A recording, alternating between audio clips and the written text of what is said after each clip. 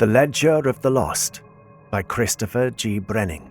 Narrated by Guy Barnes. The crews gathered like crows, silent and cold beneath a leaden sky.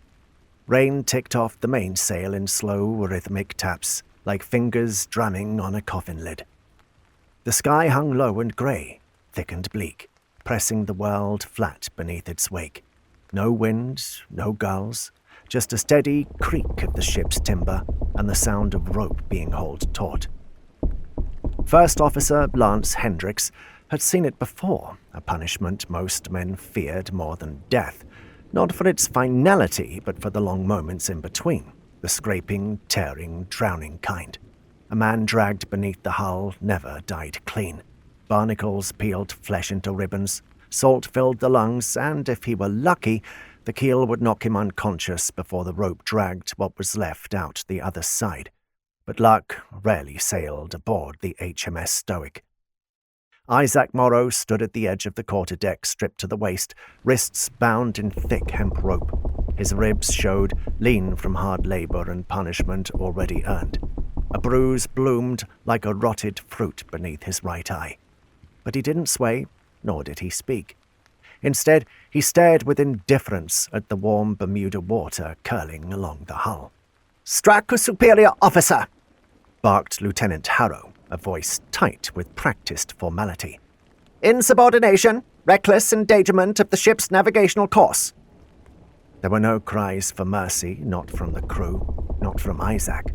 The Stoic had sailed from Portsmouth with 77 souls. 68 remained, and not one of them would risk being the next to die.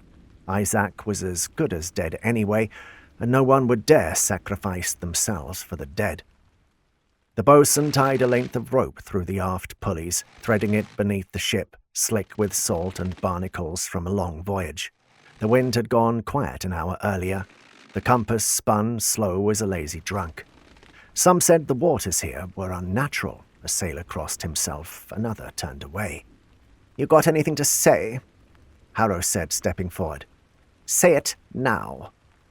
Isaac lifted his eyes, calm and steady, as if he'd already passed beyond the veil.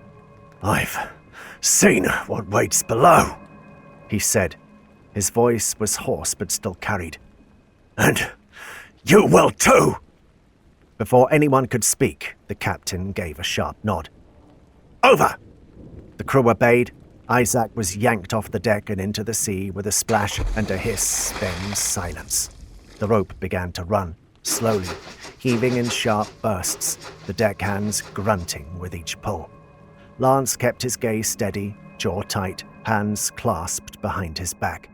Each passing second felt like its own lifetime. He imagined the nightmare taking place beneath the ship's hull, the scraping, the screaming, the horror. As his stomach began to drop, something broke the water's surface. Isaac came up slowly, as if the sea itself was reluctant to give him back. Lance closed his eyes in anticipation of the tattered mess that was quickly rising to the deck. But suddenly, gasps and muffled voices emerged from the eerie silence. Isaac dangled by his ankles, dripping and limp, but whole. Not a single ribbon of torn flesh, no bruises, no blood, no barnacle gashes across his back.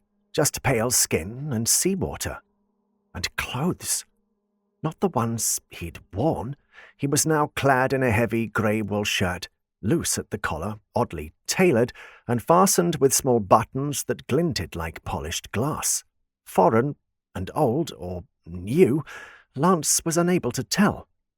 "Bring him down," Captain Stratton said, but the words came slow and uncertain. A sailor stepped forward with a boat hook and pulled Isaac in, his crumpled body landing with a wet thud. He gripped something in his hand, a book, it appeared, wrapped in leather, waterlogged but otherwise intact. Lance took an involuntary step forward, unable to help himself. The leatherwork was unlike any style he recognized, and its title was obscured by Isaac's hand. "What in God's name?" Lieutenant Harrow whispered. Isaac stirred, lifting his head with the grace of a newborn. His beard had grown inches, his face leaner and wrinkled with age. His eyes were still his, though dimmer somehow, as if the man behind them was standing much further away. Before a greater spectacle could be made, Captain Stratton ordered the prisoner to be taken below decks. Lance knew what panic could do among men. He stepped forward and quickly scattered them like birds. "Back to your posts!" he bellowed. "Go now, or it'll be the lash for you!" Few bothered to move, the shock of what they had witnessed overriding their sense of duty. Only when Stratton tapped the butt of a pistol against the taffrail did the crew disperse, for they dared not incite their captain's wrath, not after what they'd just witnessed. Hours came and went, each more uneventful than the last. The crew kept their heads down, eyes averted, hands busy, with meaningless tasks just to stay above the silence. Not one asked where the sun had gone, or why the sea had turned glassy and green, for their minds were elsewhere. Lance waited until the decks had quieted, then took up a lantern and made his way down. The ship groaned as he descended the ladder, the air below thick with salt, sweat, and wet wood. He ducked beneath the beams, oil lantern in hand, its flame twitching with every creak of the hull. Isaac had been locked in the brig, or what passed for one. The cell was little more than an iron grate bolted across a cargo alcove near the stern. He sat inside, upright, back against the wall, the book still resting in his lap like a child's favorite toy. He hadn't moved in hours. Lance stepped closer, the lantern casting a shaky glow across Isaac's face. His beard was matted from seawater, streaked with grey, that hadn't been there before. Deep creases carved new lines around his mouth and eyes. His odd clothing was dry and wrinkled, clinging to him like skin borrowed from another man. Lance cleared his throat. "You all right, Morrow?" Isaac said nothing. His thumb moved along the edge of the book, slow and steady, like he was tracing a memory. His gaze was distant and vacuous, as if he was still seeing into a world beyond. For another half an hour, he sat entranced. Heavy footfalls rippled throughout the ship. When Lance turned, he saw Captain Stratton behind him, arms folded behind his back. He stepped into the lantern's reach, face painted with shadow and suspicion. "Anything?" Stratton asked, his voice low and clipped. "Has he spoken?" Lance shook his head. "Not a word, Captain. He just sits there like he's waiting for something." Lantern light flickered as if disturbed by a sudden gust. Stratton studied the prisoner, taking note of the mysterious book. He thought little of it, not knowing it was hauled up from the blackened deep alongside Isaac. "Very well." Stratton sighed, then turned. "Inform me when, Carlton." Isaac finally said, his voice like a whisper in the wind.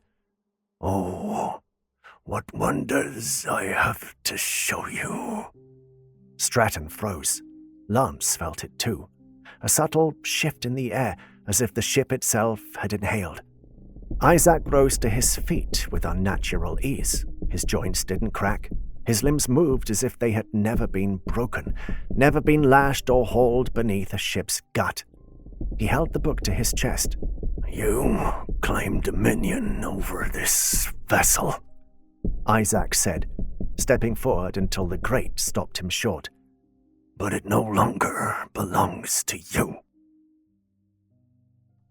"Step back," Stratton growled, hand on his pistol. Isaac tilted his head. "Do you not want to see what is coming?" Without warning, the ship gave a violent lurch and echoed with a deep, unnatural groan. Lance stumbled, catching himself against a beam. The lantern swung wildly, casting long, spinning shadows across the brig. Stratton lost his footing, his boots slipping on the slick floorboards. As he fell back, the back of his head struck a low beam with a sickening crack. Lance stood there stunned. The silence that followed was total, broken only by a soft creak of timbers settling back into place. Isaac stared at the body, then slowly sat down again, cross-legged, the book resting on his knees. "I warned him," he said. Lance moved toward the captain, heart pounding, and crouched beside the body. The skull was split at the base. Blood pooled slowly beneath Stratton's head, soaking into the grain. It was a freak accident that felt like anything but. He turned to Isaac in horror. "What are you?"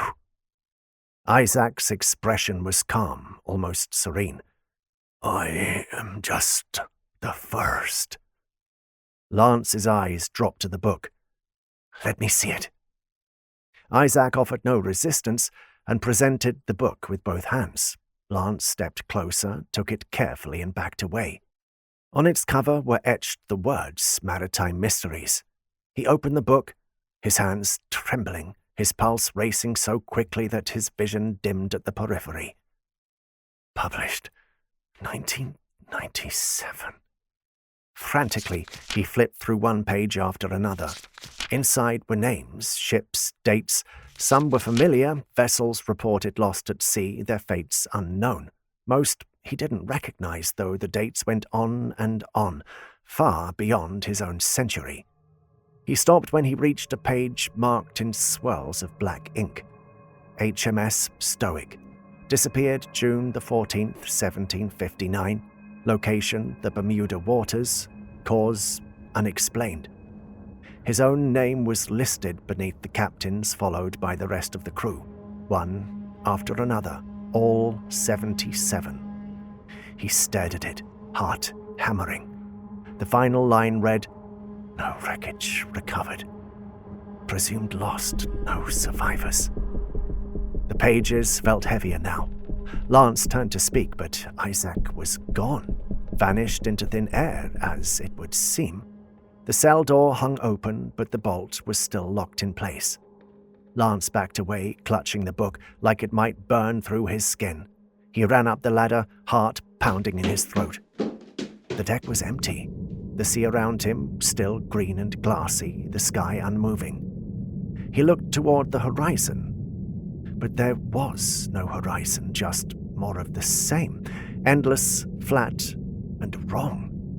The book fell from his trembling hands and landed open, a stale, sour breeze flipping its pages rapidly. Each contained another ship, another date, another crew, each tale documented in full and ending in mystery. With tears spilling down his cheeks, Lance picked up the book and thumbed through the pages. Each whispered of vessels claimed by something vast and patient, something waiting. Lance's name was still there, cold on the page, etched in black like a sentence already carried out. He flipped to the final page. It was blank, save for a single line scrawled in fresh ink and slightly smudged. "Another will rise. The cycle must continue." From somewhere below, the ship groaned again, longer this time, deeper, hungrier. Lance looked out over the Dead Sea with grim acceptance. There would be no escape, no way home.